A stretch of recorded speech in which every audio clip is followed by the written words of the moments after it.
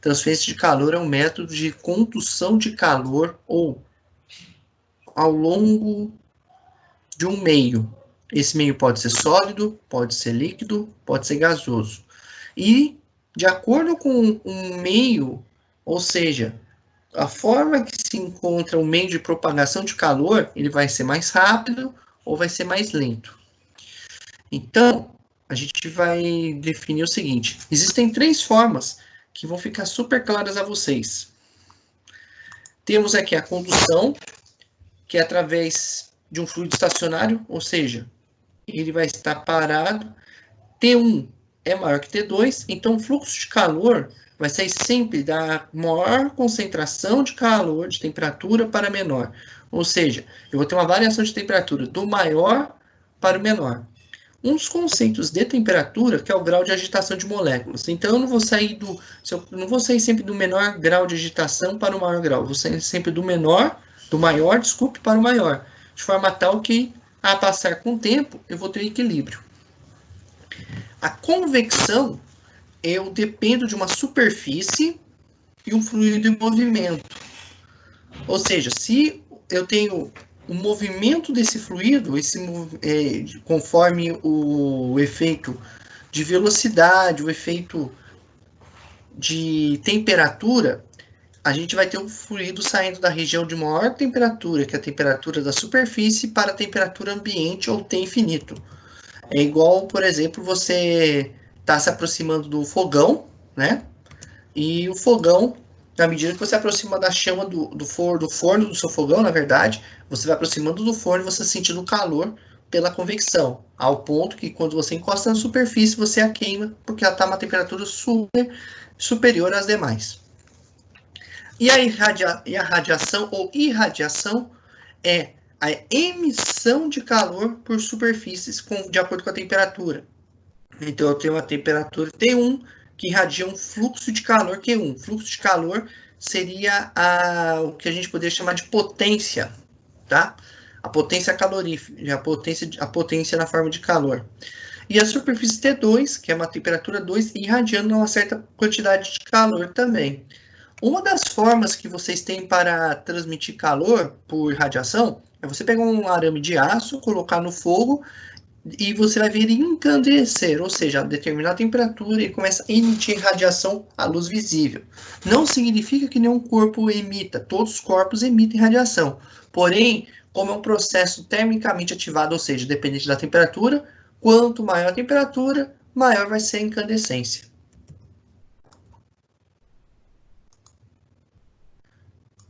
Temperatura para menor temperatura. E a equação é essa. O fluxo Q de calor é igual à condutividade térmica do material, do meio, a área de condução, a variação da temperatura dividido pela espessura, porque eu vou ter uma espessura aqui considerável. Isso aqui é a potência.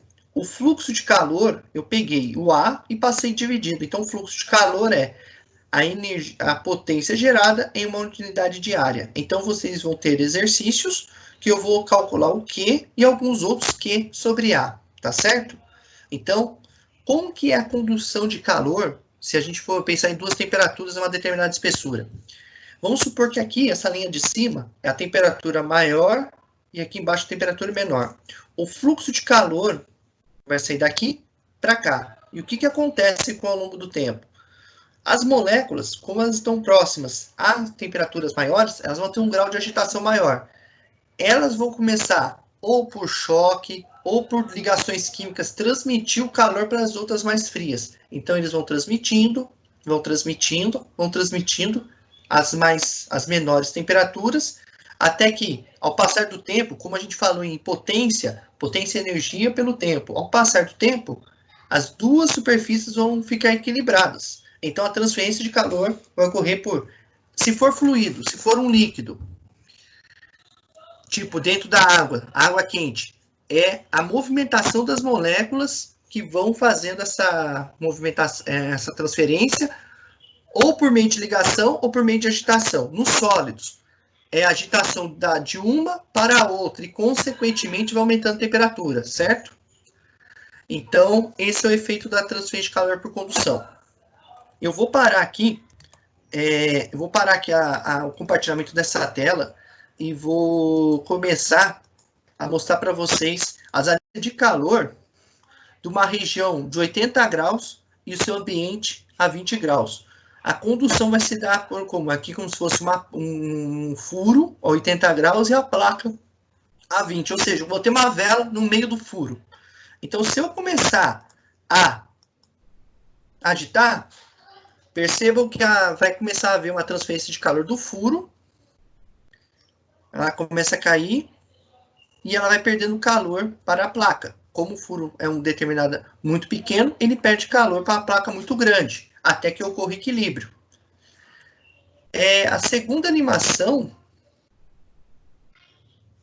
então notem, se eu tenho pontos muito pequenos de calor dentro de uma região muito grande, a perda de calor é muito rápida, por causa da dimensão da área ser pequena. O fluxo de calor é mais fácil de se propagar. Então, o próximo vai carregar. Bom, nós temos aqui, esse aqui, eu gostaria que vocês prestassem atenção na fórmula, na condutividade térmica, o K. Nós temos aqui uma fonte a 50 graus em cima e embaixo, eu tenho madeira e eu tenho aço. Qual dos dois mais rapidamente vai transferir calor? Metal ou madeira? Então, se eu fizer run aqui, rodar o experimento, percebo que o metal rapidamente transmitirá calor e chegará a 50 graus bem antes da madeira. Isso significa dizer que todos os metais, lembrando ciência dos materiais, que todos os metais conduzem calor. Por quê? Por dois motivos. É o tipo de ligações químicas que existem nos metais. Normalmente, predominantemente, são metálicas, que são as nuvens de elétrons. Então, os elétrons são os portadores da carga de calor por efeito de vibração térmica, um nome bonito chamado fônon, e a vibração dos átomos que vão distribuindo. No caso da madeira, ela exclusivamente tem ligações covalentes, compartilhamento de ligações. Então, para ela conduzir por vibração, eu tenho que quebrar ligações e ter elétrons disponíveis. E a ligação covalente não possui. E dessa forma, então, a condução vai existir, porém, vai levar um tempo muito maior.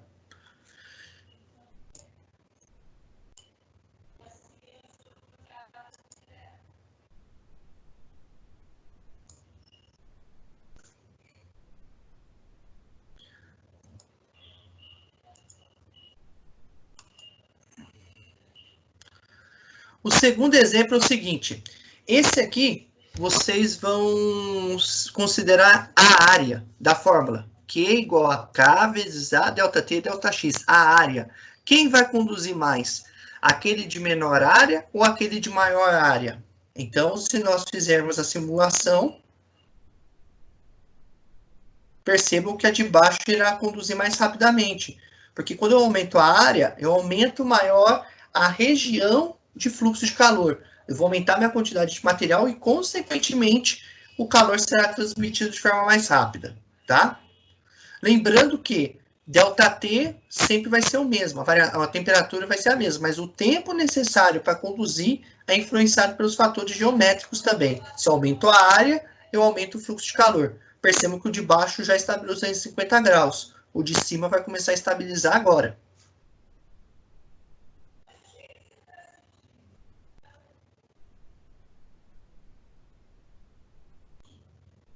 Então, vamos abrir o próximo, tá? A gente estava no E2, agora Conduction 2, Conduction 3. Agora, pessoal, percebam, a gente vai conseguir quem tem maior fluxo de calor. Agora a gente vai olhar o ΔT, a variação da temperatura. É quando eu saio de 100 e vou para 0 ou de 50 para 100. Então, se eu colocar de 50 para 0 ou de 100 para 0. Então, se eu colocar para rodar aqui, percebo que o fluxo de calor a 100 graus esse ΔT de 100 graus aqui é muito maior que o de 50, ou seja, quanto maior for a variação da temperatura, maior meu fluxo de calor. Percebo que já chegou a 100 graus bem rapidamente, a 100 graus e 50 está ainda na metade.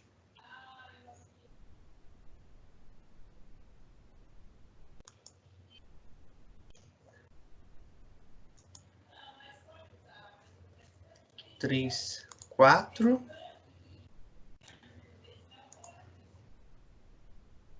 Agora, nós vamos observar o efeito da espessura, o ΔX da fórmula, tá? Embaixo do ΔT sobre ΔX. Estamos falando aqui de 6 centímetros, aqui embaixo 3 centímetros. Então, percebam que quanto menor for a espessura da minha parede, mais rápido será a distribuição do fluxo de calor. Então, percebo que para chegar a 50 graus com uma espessura de 3 centímetros, foi mais rápido que a 50.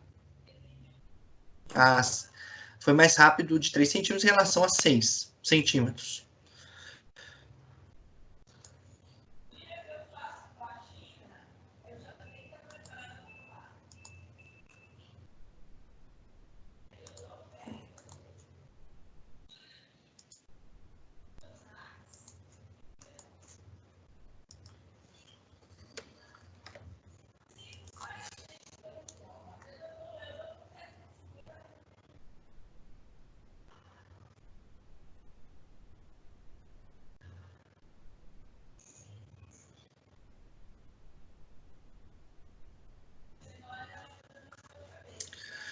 Então, 4, 5. Nesse caso aqui, ele está falando de uma propriedade que está relacionada a calor específico. Alto calor específico, baixo calor específico. É a tal do calor, capacidade de reter calor. Quem tem baixo calor específico, ele retém menos calor, ou seja, é um material que vai facilitar a condução. E por último, deixa eu ver se eu tenho aqui.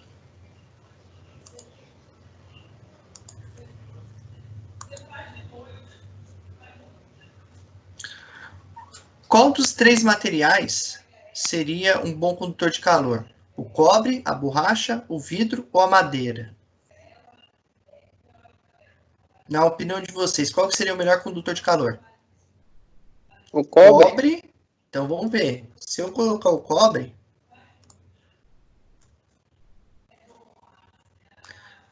aqui o cobre, na verdade, é tipo uma varetinha. Se eu colocar o cobre aqui, vamos ver se ele conecta. Pode ver que ele conduz com maior facilidade. Se eu comparar com a borracha, se eu ver se eu consigo comparar com a borracha, percebo que a borracha demora muito mais para conduzir o calor. Enquanto o vidro e a madeira também são isolantes. Normalmente, a borracha é altamente isolante devido ao efeito de ter ligações propriamente covalentes.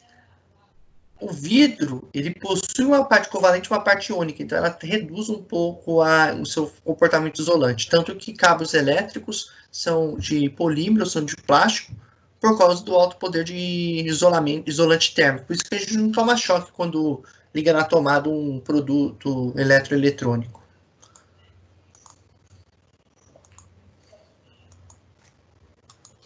Um fluido movimento. Então, por exemplo, se você quer resfriar o seu computador ou qualquer outra coisa, você põe uma ventoinha. Então, é o fluido em movimento. Qual é o fluido em movimento? O ar.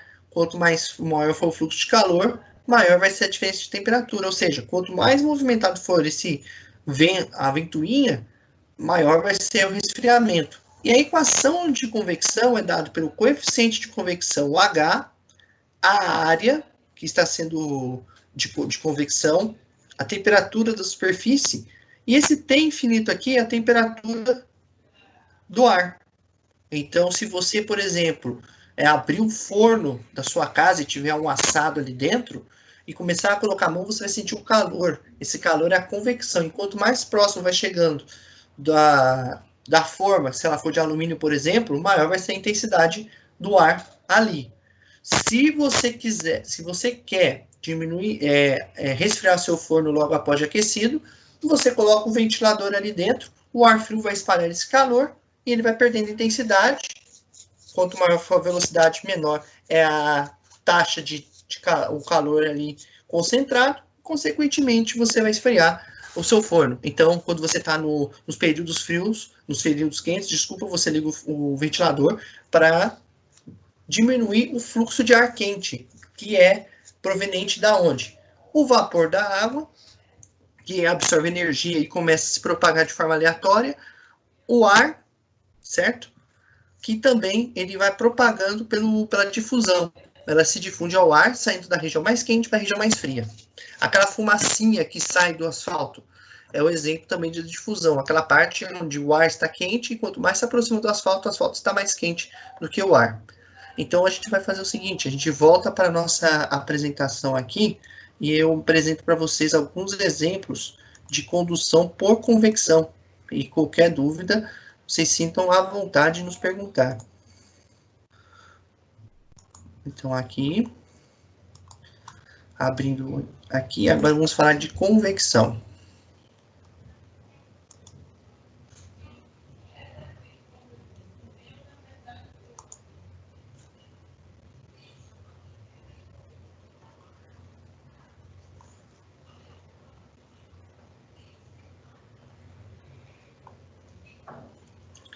Observação, condução, convecção 2015.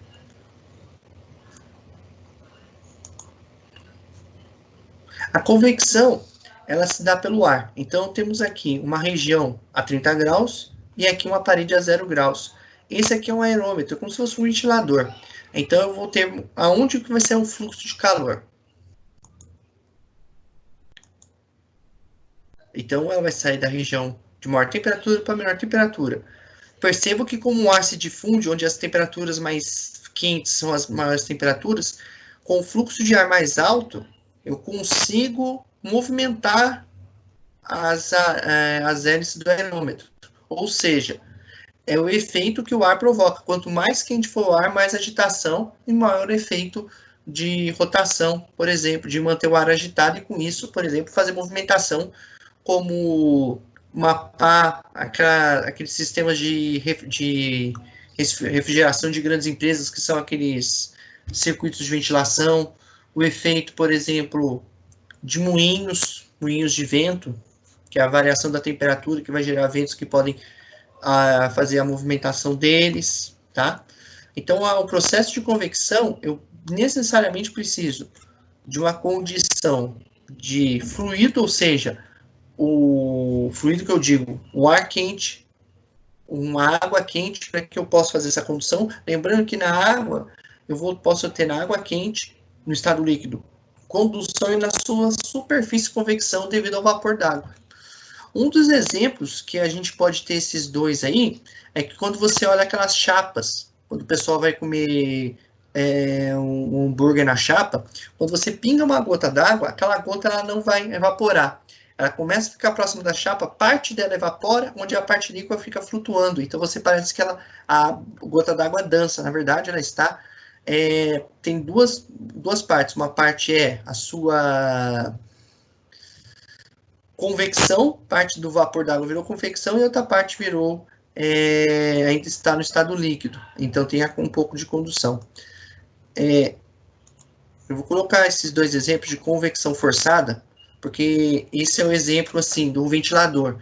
Se eu tenho dois modelos aqui, um ventilador grande e um aerômetro pequenininho, e as duas superfícies aqui estão a 50 graus, como é que se faz a transferência de calor? Então, se eu tenho um fluxo de vento levando o calor, isso aqui vai facilitar a convecção, ou seja, o fluxo de calor de convecção vai ser maior. Enquanto um aerômetro bem pequenininho, como vocês podem ver aqui, a temperatura de convecção para movimentar não demorará. Mas nesse aqui, vai ser maior possível. Ou seja, se eu tenho um agente externo como o vento para facilitar o fluxo de calor, melhor ainda.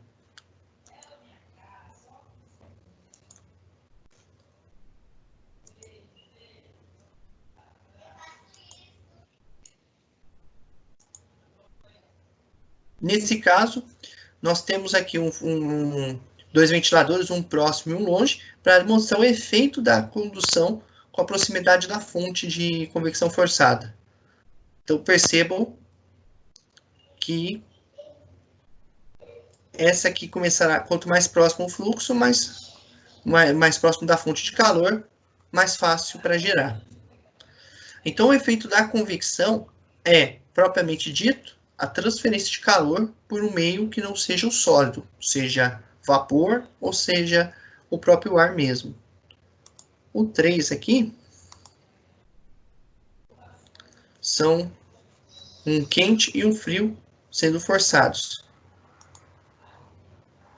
Então, aqui são as linhas. Linha vapor, um fluxo de alta temperatura e um fluxo de baixa temperatura. Percebam que quando eles se encontram aqui, ocorre o equilíbrio dos fluxos ao longo do tempo.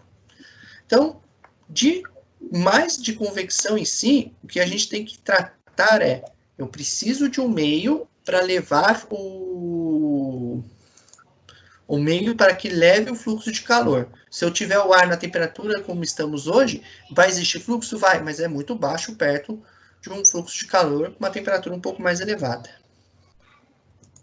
Por exemplo, a radiação dessa superfície depende da temperatura T1. A radiação dessa superfície depende da temperatura T2, ou seja, a temperatura que vai fazer irradiar, ou seja, todos os corpos irradiam, uns mais ou menos conforme condições de temperatura.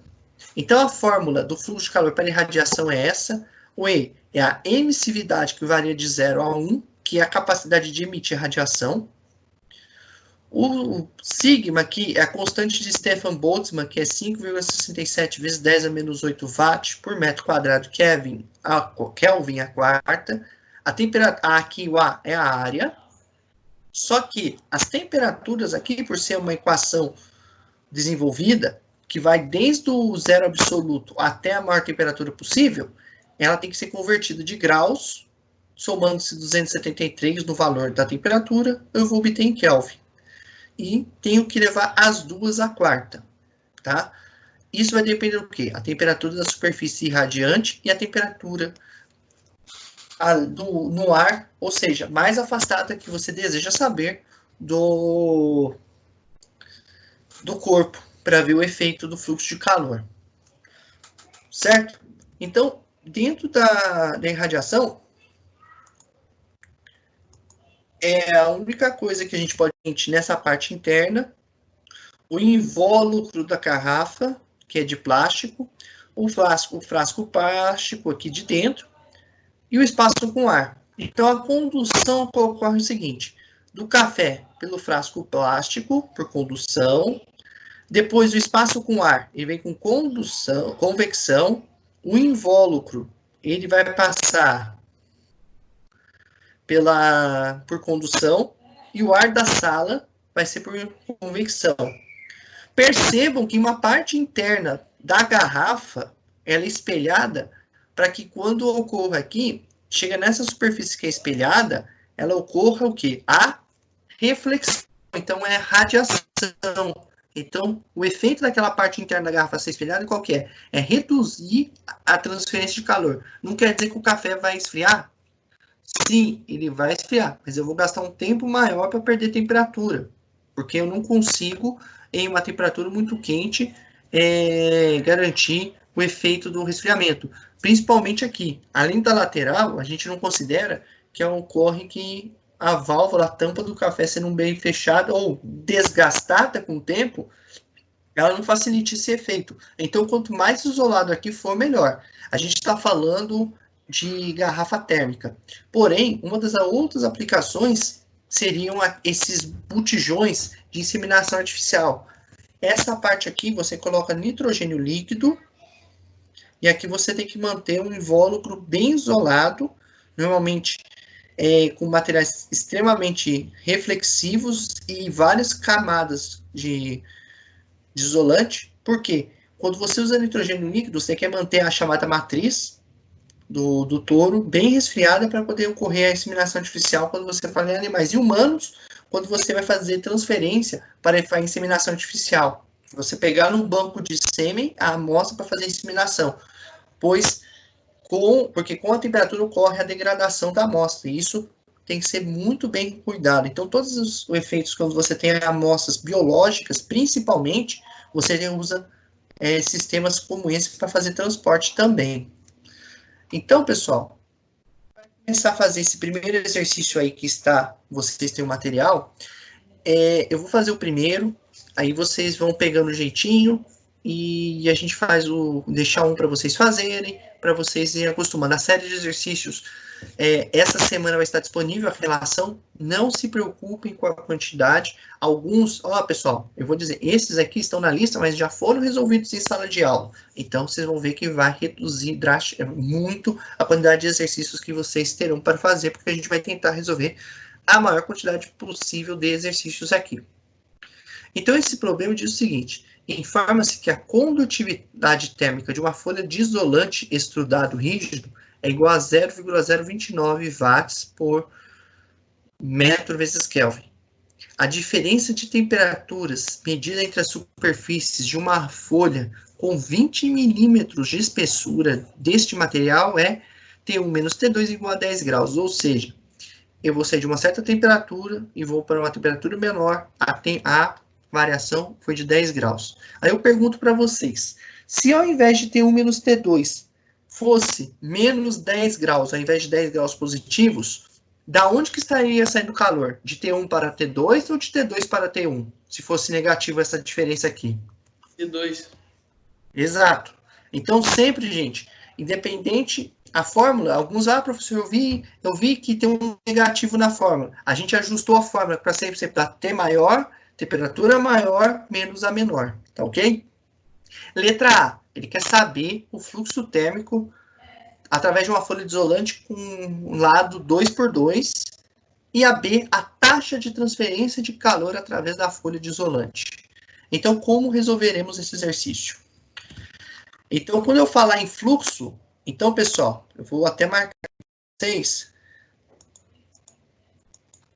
Isso aqui, para a gente, é a letra A. Então, isso aqui é o fluxo, certo? Q sobre A é o fluxo. Então, é a condutividade térmica dividido pela variação de temperatura sobre a espessura. Então, nós temos aqui fluxo de calor igual condutividade térmica 0,029, que é o K. A variação de temperatura é 10. E a espessura de 20 milímetros. Só que milímetros para metro é 20 vezes 10 a menos 3. O metro igual a 10 a 1000 milímetros. Fazendo-se essa conta, eu tenho o fluxo de calor sempre vai ser watt por metro quadrado, tá? Então, é 14,5 watt por metro quadrado. Agora, eu quero saber a taxa de transferência de calor. Como eu tenho uma taxa de transferência de calor, eu vou multiplicar esse valor pela área, aqui apontada. Ele está falando que é uma folha que tenha 2x2 de área. Então, ela vai ter 2 metros de lado por 2 metros do outro. 2 vezes 2, 4 metros quadrados. Vezes 14,5, igual a 58 watts.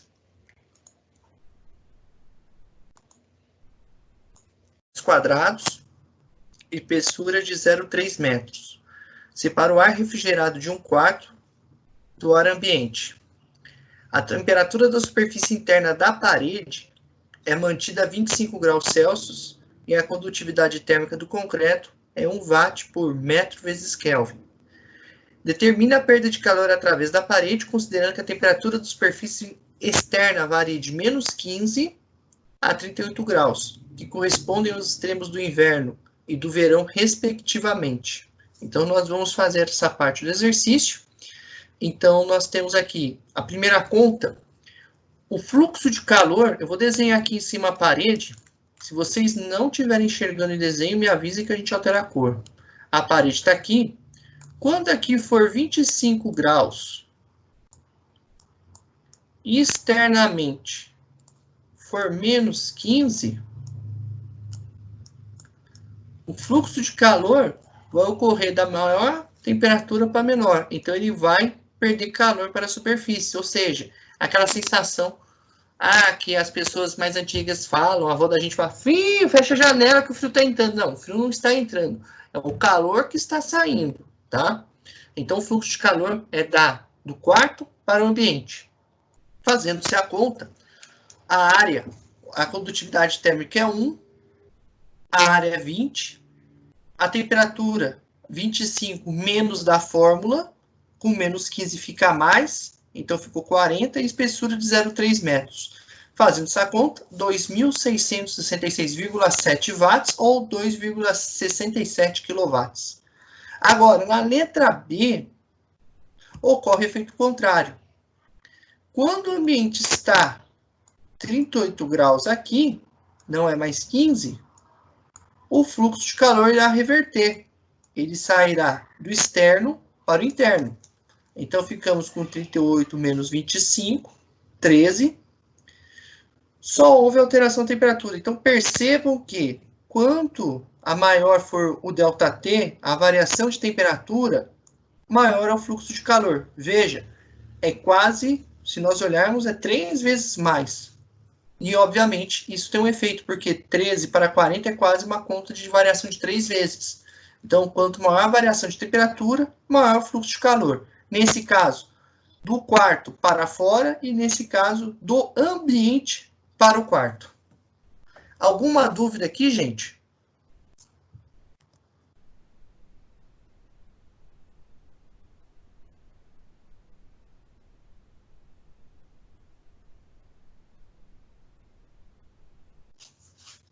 Alguma dúvida no joelho na corrente de água?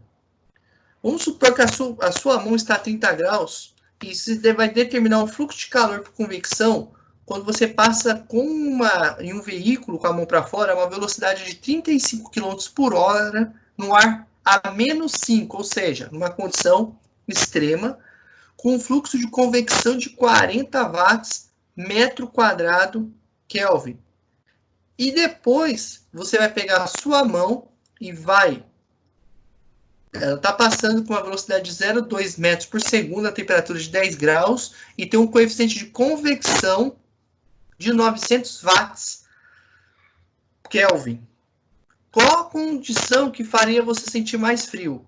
Compare esses resultados com uma perda de calor de aproximadamente 30 watts por metro quadrado em condições normais. Ou seja, eu vou botar minha mão para fora do carro, vai passar uma corrente de ar e eu vou medir o quanto mais frio vai ser. Eu colocar minha mão no ar a menos 5 ou se eu colocar minha mão na água a 10 graus.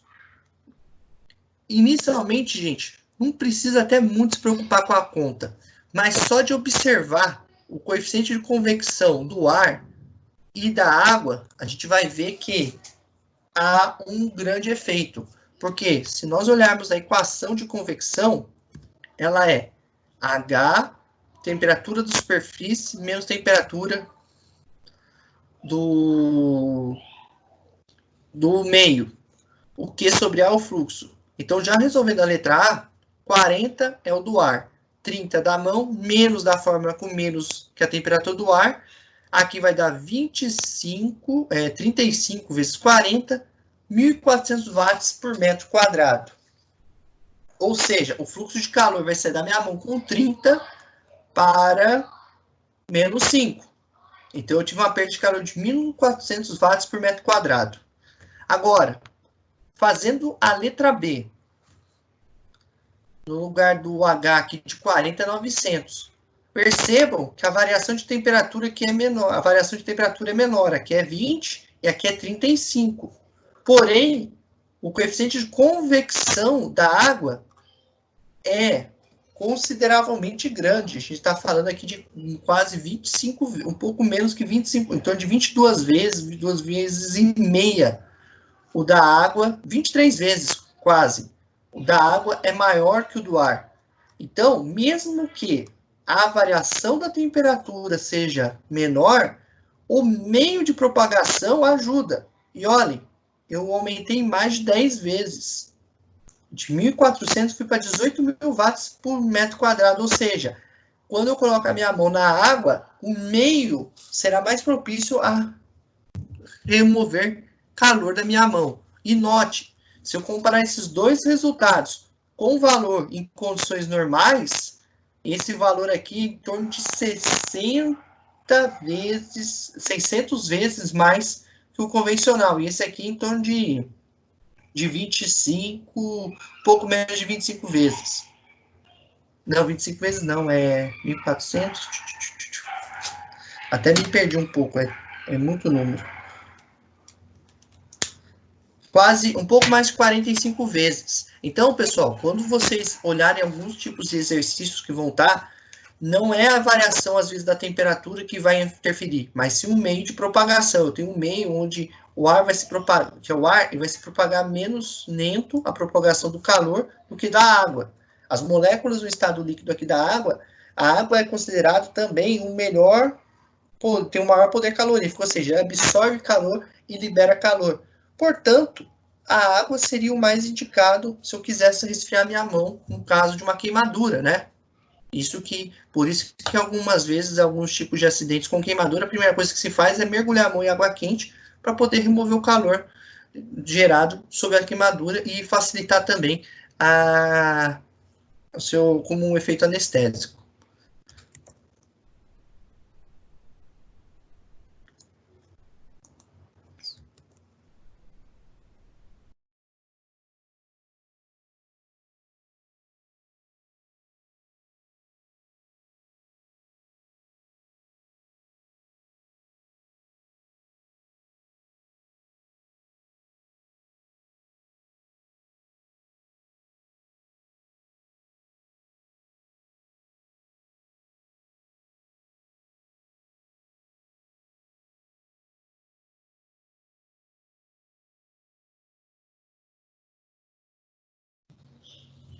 ...200 watts, que a gente vai fazer aqui a primeira parte. Então, a gente vai pegar 15 graus, que é a temperatura que ele se encontra o fluido, e a superfície do chip, essa aqui, 85. Qual é a potência que eu vou fazer se eu usar o ar com esse coeficiente de convecção de 200? Então, o que nós vamos fazer aqui? Vamos aplicar a fórmula de potência da taxa de transferência de calor. Então, quando dito qual é a potência máxima ou taxa de transferência de calor, é o quê? Fluxo é Q sobre A. Então, para o primeiro caso, 200 é o coeficiente, o H, a área, 5 vezes 10 a menos 3, que é esse lado, vezes 5 vezes 10 a menos 3, o outro lado, a área, vezes a variação da temperatura da superfície, que é 85, menos 15, que é a do ar, do fluido, essa diferença aqui dos 70, e o resultado deu 0,35 watts. Se eu usar agora um líquido dielétrico, de 3.000 watts, no lugar do ar, para refrigeração, 3.000, 5 vezes 10 a menos 3, vezes 5 vezes 10 a menos 3, que é a área. A variação de temperatura é a mesma, só troquei o meio de refrigeração. Percebam que eu saí de 0,35 para 5,25. Ou seja, 15 vezes mais eu pude resfriar. E óbvio, né? Se eu aumentei de 200 para 3.000, eu tive um pulo de 15 meses. Então, eu vou poder tirar mais calor usando um líquido dielétrico. Até aqui, pessoal, alguma dúvida? Como nós estamos trabalhando no sistema unidirecional, ou seja, uma direção só de calor, a gente vai trabalhar em um sentido, que é o fluxo de calor vai ocorrer, e vamos dar ênfase à condução e à convecção, que são até os mais usuais do dia a dia. Irradiação não vai ocorrer? Ocorre, mas ela é menos intensa que esses processos. E, obviamente, quando a gente fala de resistência térmica, a gente pensa o seguinte: vamos supor que a gente vai ter aqui as equações, eu vou explicar daqui a pouco. Então, vamos pensar aqui uma parede, por exemplo, um forno de pizza. Aqui é a região do fluido do ar quente dentro do forno. Quando você começa a aproximar a parede interna aqui do forno, que seria essa aqui, né? Pintada em vermelho, E depois vai ocorrer uma transferência de calor. Essa linha aqui, que é a curva de primeiro grau descendente, significa que eu vou sair da maior temperatura para a menor temperatura e o fluxo de calor vai caindo. A temperatura cai devido ao fluxo de calor. Então, nós temos aqui esse trecho, o ar quente de dentro do forno de pizza, convecção, até a superfície. Da superfície até a superfície externa do forno de pizza, eu tenho condução, e depois eu vou ter um trecho aqui que é convecção. Por quê? Porque o ar quente que saiu aqui do forno pela parede vai dissipar-se no ar. Percebam que o fluxo de calor vai se manter constante. Então, o fluxo de calor que estaria aqui na convecção, estaria aqui na condução, estaria aqui na convecção. Então, seria o mesmo valor de quê? Eu vou sair de um fluido quente para um fluido frio. E como que a gente olha isso? Eu sei que tem a questão da parte de resistência térmica, associação à elétrica. Então, nós não vamos ter esse detalhe, mas vamos usar as fórmulas aqui. Se nós olharmos o fluido quente, daqui até aqui eu vou ter convecção. Então, é HA, esse aqui seria o H1, né? Porque é o coeficiente de convecção do ar interno. Temperatura, só ao inverter a posição para ficar positivo. Temperatura quente menos a temperatura fria, porque aqui, desculpe, aqui estaria invertido, mas eu coloquei aqui primeiro temperatura fria menos a temperatura quente, porque o ar aqui dentro está mais quente do que aqui fora, porque o fluxo de calor é a perda de calor sai daqui até aqui. Depois eu corrijo para vocês. Só que esse termo, eu posso fazer essa jogada matemática. Eu escrevi 1 sobre a H1 vezes A, que, por sinal, se eu fizer isso dividido por isso, não vai mudar o valor do fluxo de calor. Eu só apenas fiz um arranjo matemático aqui para ser esse valor da resistência térmica interna. Aqui vai ter a condução da temperatura da superfície 1, que é a mais quente, menos a temperatura da superfície 2, a mais fria. Fazendo a mesma jogada, aqui eu tenho L, que é a largura, a espessura do forno. Então, se eu passar isso aqui dividindo, fazendo a jogada matemática, eu vou ter a resistência térmica da parede. E por último, quando eu chego na superfície mais externa, eu vou ter a superfície externa menos a mais fria. Quente menos o frio. A temperatura mais alta menos a mais baixa. E arrumando aqui, obviamente, aqui é o coeficiente de convecção externo, 2, porque o ar possui uma temperatura inferior à do forno. Rearranjando, eu vou ter a resistência térmica externa.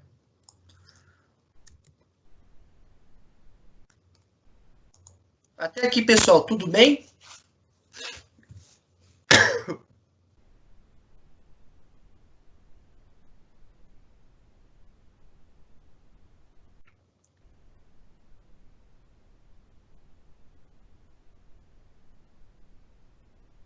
Então, vamos lá.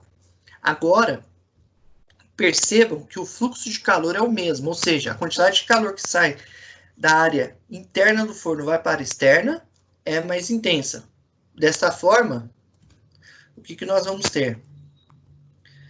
Se eu associar o fluido quente que temos aqui, a parede que temos aqui, e o fluido frio, que é a parte externa, nós temos essas equações. Aqui apenas vou fazer uma pequena correção, porque aqui é a parede externa. Externa e aqui é interna, conforme eu havia dito, que eu só vou fazer essa inversão aqui. Se nós olharmos as paredes, o fluxo de calor é constante. O que é constante? Então, eu posso fazer o seguinte. Pegar o extremo da parede, a variação, a temperatura do fluxo do ar dentro do forno, e a temperatura do ar fora do forno, e fazer a diferença entre eles, e dividir pela resistência térmica, que é a soma de cada resistência. A resistência da convecção, a da condução, mais a da convecção do lado de fora do forno. Então, vamos ter essa equação aqui. 1 sobre H1 vezes A, mais L sobre K vezes A, mais 1 sobre H2 vezes A. E se eu pegar esse A, eu posso arrumar e passar dividindo. Então, essa aqui é a fórmula do fluxo de calor. E essa aqui da taxa de transferência de calor. E desta forma, a gente pode trabalhar com os inversos. Ou seja, olhando com um certo sentido para a fórmula, se eu reduzo aqui a espessura nesse termo, e os outros dois termos podem não existir, o fluxo de calor vai subir. Se eu colocar um material com baixo coeficiente de convecção, o fluxo de calor vai ser menor. Porque aqui, 1 sobre um número muito pequeno fica um número grande. Um número grande dividido a alguma coisa é um valor pequeno. Então, tudo que nós comentamos anteriormente é válido aqui na resistência térmica.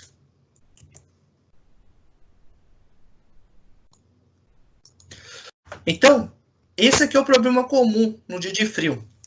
O vidro traseiro de automóvel é desembaçado pela passagem de ar quente sobre a superfície interna. Então, lá no seu difusor de ar, você vai colocar o ar quente a 40 graus.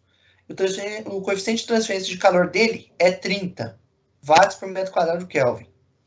Aí, esse coeficiente de transferência de calor, esse ar quente vai vir, vai tocar no vidro, vai passar pelo vidro de espessura de 4 milímetros e vai para o ar externo. O ar lá fora está a menos 10 graus, ou seja, a gente está ocorrendo uma situação de inverno rigoroso. E o ar lá fora tem coeficiente de convecção de 65 watts por metro quadrado vezes Kelvin.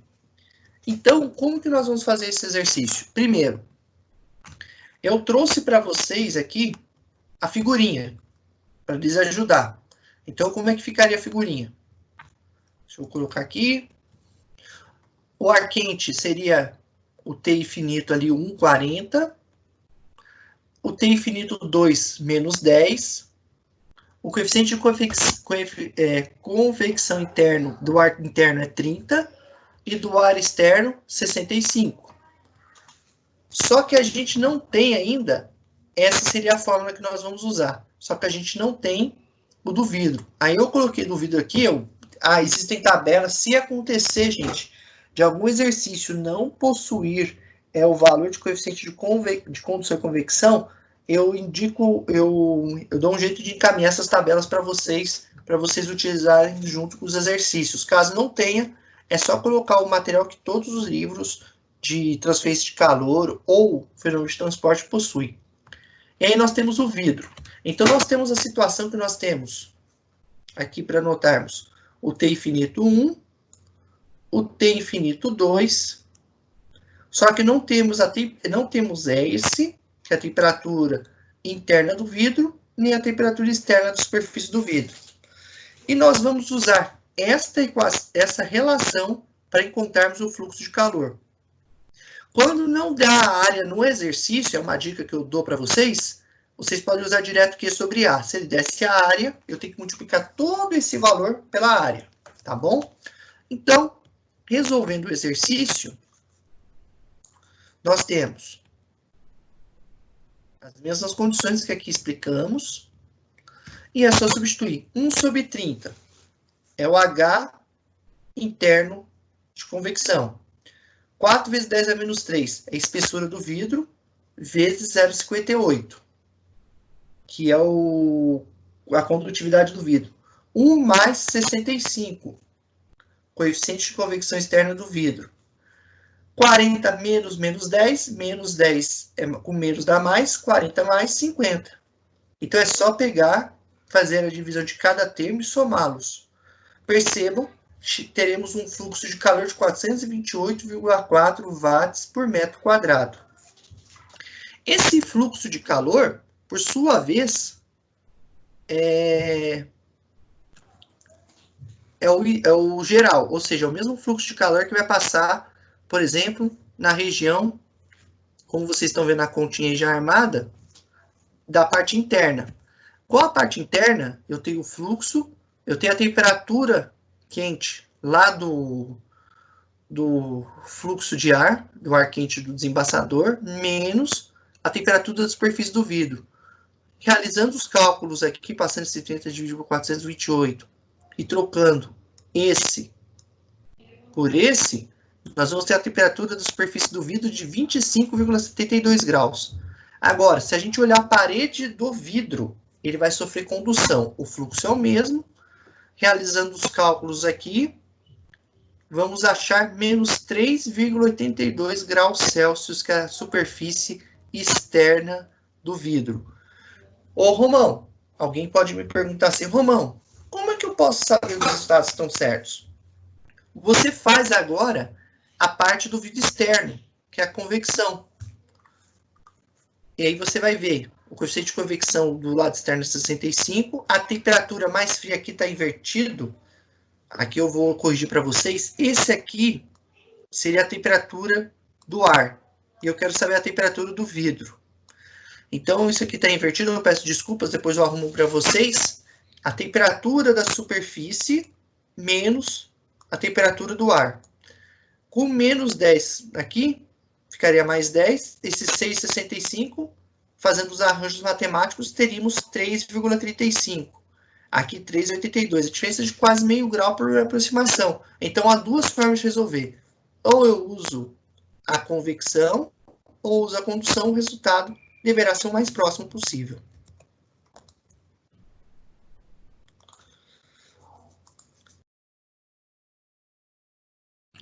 Ela nada mais é que associar os tipos de transferência de calor que existem. Como nós estamos trabalhando no sistema unidirecional, ou seja, uma direção só de calor, a gente vai trabalhar em um sentido que é o fluxo de calor vai ocorrer, e vamos dar ênfase à condução e à convecção, que são até os mais usuais do dia a dia. Irradiação não vai ocorrer? Ocorre, mas ela é menos intensa que esses processos. E, obviamente, quando a gente fala de resistência térmica, a gente pensa o seguinte. Vamos supor que a gente vai ter aqui as equações, eu vou explicar daqui a pouco. Então, vamos pensar aqui uma parede, por exemplo, um forno de pizza. Aqui é a região do fluido do ar quente dentro do forno. Quando você começa a aproximar a parede interna aqui do forno, que seria essa aqui, né? Pintada em vermelho. E depois vai ocorrer uma transferência de calor. Essa linha aqui, que é a curva de primeiro grau descendente, significa que eu vou sair da maior temperatura para a menor temperatura e o fluxo de calor vai caindo. A temperatura cai devido ao fluxo de calor. Então, nós temos aqui esse trecho, o ar quente de dentro do forno de pizza, convecção, até a superfície. Da superfície até a superfície externa do forno de pizza, eu tenho condução, e depois eu vou ter um trecho aqui que é convecção. Por quê? Porque o ar quente que saiu aqui do forno pela parede vai dissipar-se no ar. Percebam que o fluxo de calor vai se manter constante. Então, o fluxo de calor que estaria aqui na convecção, estaria aqui na condução, estaria aqui na convecção. Então, seria o mesmo valor de quê? Eu vou sair de um fluido quente para um fluido frio. E como que a gente olha isso? Eu sei que tem a questão da parte de resistência térmica, associação à elétrica. Então, nós não vamos ter esse detalhe, mas vamos usar as fórmulas aqui. Se nós olharmos o fluido quente, daqui até aqui eu vou ter convecção. Então, é HA, esse aqui seria o H1, né? Porque é o coeficiente de convecção do ar interno. Temperatura, só ao inverter a posição para ficar positivo. Temperatura quente menos a temperatura fria. Porque aqui, desculpe, aqui estaria invertido, mas eu coloquei aqui primeiro temperatura fria menos a temperatura quente, porque o ar aqui dentro está mais quente do que aqui fora. Porque o fluxo de calor é a perda de calor sai daqui até aqui. Depois eu corrijo para vocês. Só que esse termo, eu posso fazer essa jogada matemática. Eu escrever 1 sobre a H1 vezes A. que, por sinal, se eu fizer isso dividido por isso, não vai mudar o valor do fluxo de calor. Eu só apenas fiz um arranjo matemático aqui para ser esse valor da resistência térmica interna. Aqui vai ter a condução da temperatura da superfície 1, que é a mais quente, menos a temperatura da superfície 2, a mais fria. Fazendo a mesma jogada, aqui eu tenho L, que é a largura, a espessura do forno. Então, se eu passar isso aqui dividindo, fazendo a jogada matemática, eu vou ter a resistência térmica da parede. E por último, quando eu chego na superfície mais externa, eu vou ter a superfície externa menos a mais fria. Quente menos o frio. A temperatura mais alta menos a mais baixa. E arrumando aqui, obviamente, aqui é o coeficiente de convecção externo, 2, porque o ar possui uma temperatura inferior à do forno. Rearranjando, eu vou ter a resistência térmica externa.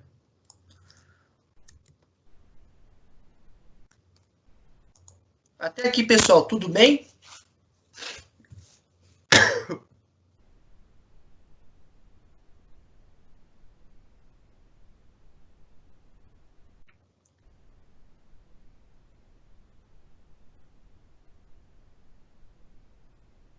Então, vamos lá. Agora, percebam que o fluxo de calor é o mesmo, ou seja, a quantidade de calor que sai da área interna do forno vai para a externa é mais intensa. Desta forma, o que nós vamos ter? Se eu associar o fluido quente que temos aqui, a parede que temos aqui, e o fluido frio, que é a parte externa, nós temos essas equações. Aqui apenas vou fazer uma pequena correção, porque aqui é a parede externa. Externa e aqui é interna, conforme eu havia dito, que eu só vou fazer essa inversão aqui. Se nós olharmos as paredes, o fluxo de calor é constante. O que é constante? Então, eu posso fazer o seguinte. Pegar o extremo da parede, a variação, a temperatura do fluxo do ar dentro do forno, e a temperatura do ar fora do forno, e fazer a diferença entre eles, e dividir pela resistência térmica, que é a soma de cada resistência. A resistência da convecção, a da condução, mais a da convecção do lado de fora do forno. Então, vamos ter essa equação aqui. 1 sobre H1 vezes A, mais L sobre K vezes A, mais 1 sobre H2 vezes A. E se eu pegar esse A, eu posso arrumar e passar dividindo. Então, essa aqui é a fórmula do fluxo de calor. E essa aqui da taxa de transferência de calor. E desta forma, a gente pode trabalhar com os inversos. Ou seja, olhando com um certo sentido para a fórmula, se eu reduzo aqui a espessura nesse termo, e os outros dois termos podem não existir, o fluxo de calor vai subir. Se eu colocar um material com baixo coeficiente de convecção, o fluxo de calor vai ser menor. Porque aqui, 1 sobre um número muito pequeno fica um número grande. Um número grande dividido a alguma coisa é um valor pequeno. Então, tudo que nós comentamos anteriormente é válido aqui na resistência térmica.